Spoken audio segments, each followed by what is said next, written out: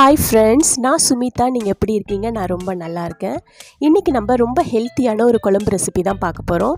மீன் மிளகு தண்ணி குழம்பு எப்படி செய்கிறதுன்னு பார்க்கலாம். பொதுவாக இந்த குழம்பு குழந்தை பெற்றவங்களுக்கு செஞ்சு கொடுப்பாங்க. அப்புறமா ரொம்ப சூடுனால வயிறு இந்த உதட்டுலலாம் புண்ணு வரும்ல, அவங்க கூட இந்த குழம்பு செஞ்சு சாப்பிட்லாம்.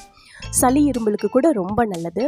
ரொம்ப ஹெல்த்தியான இந்த குழம்பை எப்படி செய்கிறதுன்னு இப்போ பார்க்கலாம். வீடியோக்கு போகிறதுக்கு முன்னாடி மறக்காமல் நம்ம சேனல் சுமிதா சிம்பிள் சமையலை சப்ஸ்கிரைப் பண்ணிக்கோங்க. இப்போ இந்த குழம்பு எப்படி செய்கிறதுன்னு பார்க்கலாம்.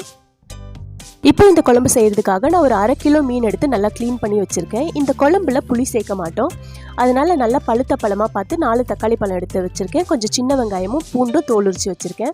பச்சை மிளகாய், கருவேப்பிலை, கொத்தமல்லி, மிளகு, சீரகம், சோம்பு, கடுகையும் நம்ம வறுத்துட்டு அரைக்க போகிறோம். இப்போ நம்ம வறுத்து அரைக்கிற மசாலாவை ரெடி பண்ணிக்கலாம். இப்போ நான் மசாலா வறுக்கிறதுக்கு கடாய் வச்சுருக்கேன். கடாய் நல்லா சூடானதும் ஸ்டவ்வை சிம் பண்ணிவிட்டு 2 ஸ்பூன் அளவுக்கு மிளகு சேர்த்துக்கிறேன். நம்ம ஒவ்வொரு மசாலாவை தனித்தனியாக வறுத்து எடுத்துக்கலாம். அப்போ தான் சரியாக வறுபடும். இப்போ இந்த மிளகை கொஞ்சம் நேரத்துக்கு நல்லா வாசனை வர வரைக்கும் நல்லா வறுத்து எடுத்துக்கலாம். இப்போ மிளகு நல்லா வறுபட்டுடுச்சு. இது ஒரு பாத்திரத்துக்கு மாற்றிக்கிறேன். இப்போ இதில் 1 ஸ்பூன் அளவுக்கு சீரகமும் 1 ஸ்பூன் அளவுக்கு சோம்பும் சேர்த்துக்கிறேன். இது ரெண்டுத்தையும் சேர்த்துட்டு கொஞ்சம் நேரத்துக்கு நல்லா வறுத்து எடுத்துக்கோங்க. சீரகமும் சோம்பும் சீக்கிரமாக வறுபட்டுரும். நல்லா வாசனை வந்த உடனே இந்த சீரகம் சோம்பையும் எடுத்துடலாம். இப்போ இதுலேயே 1 ஸ்பூன் அளவுக்கு கடுகு சேர்த்துக்கிறேன். கடுகு சேர்த்துட்டு ஸ்டவ் ஆஃப் பண்ணிவிடுங்க. அந்த சூட்லேயே கடுகு நல்லா பொரிஞ்சிரும். நம்ம ரொம்ப நேரம் வச்சா கடுகு காந்துரும். அதனால் கடுகு போட்ட உடனே நான் ஸ்டவ் ஆஃப் பண்ணிடுறேன். இப்போ நம்ம வறுத்தெடுத்த மசாலா நல்லா ஆறுனதுக்கு அப்புறமா நான் அம்மியில் அரைச்சி எடுத்துக்கிறேன்.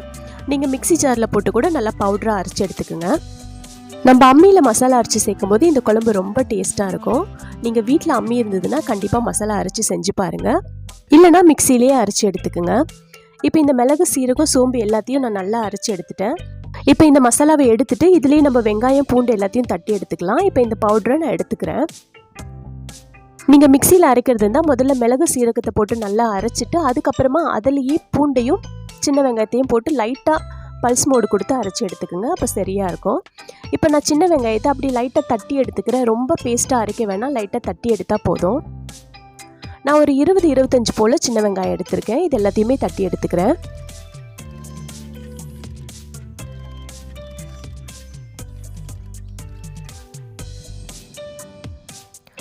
அது கூடவே ஒரு 5-6 பல்லு பூண்டையும் நான் தட்டி எடுத்துக்கிறேன்.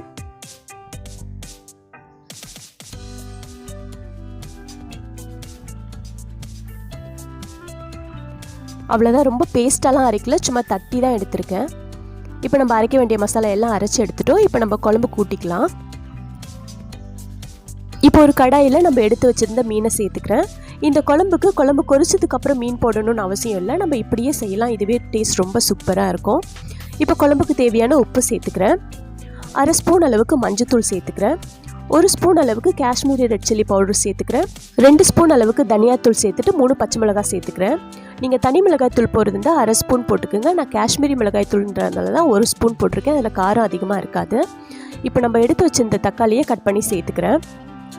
நான் 4 தக்காளி எடுத்து வச்சுருந்தேன். அந்த தக்காளியை கட் பண்ணி சேர்த்துக்கலாம்.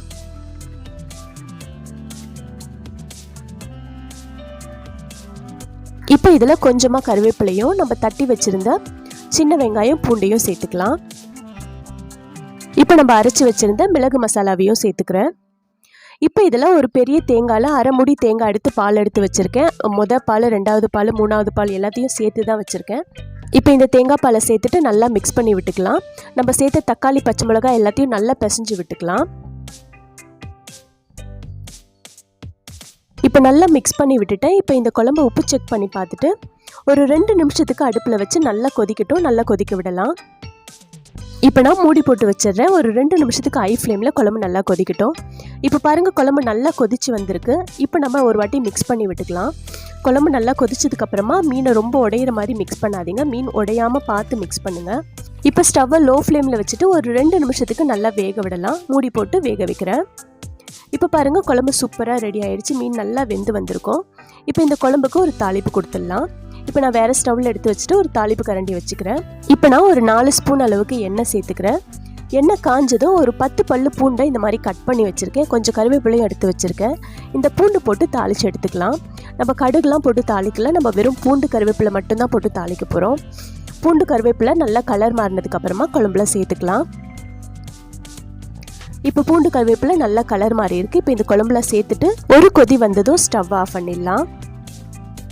அவ்வளோதான் ஃப்ரெண்ட்ஸ், ரொம்ப ஹெல்த்தியான மீன் மிளகு தண்ணி குழம்பு சூப்பராக ரெடி ஆகிடுச்சு.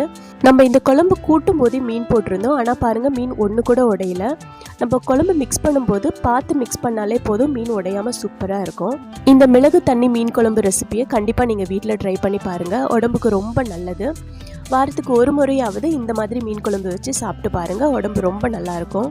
இந்த மீன் குழம்பு ரெசிபியை நீங்கள் ட்ரை பண்ணி பார்த்தீங்கன்னா எப்படி இருந்ததுன்னு மறக்காமல் கமெண்டில் சொல்லுங்கள். அப்புறம் நீங்கள் நம்ம சேனலை ஃபஸ்ட் டைம் பார்க்குறீங்கன்னா நம்ம சேனல் சுமிதா சிம்பிள் சமையலை சப்ஸ்கிரைப் பண்ணிக்கோங்க.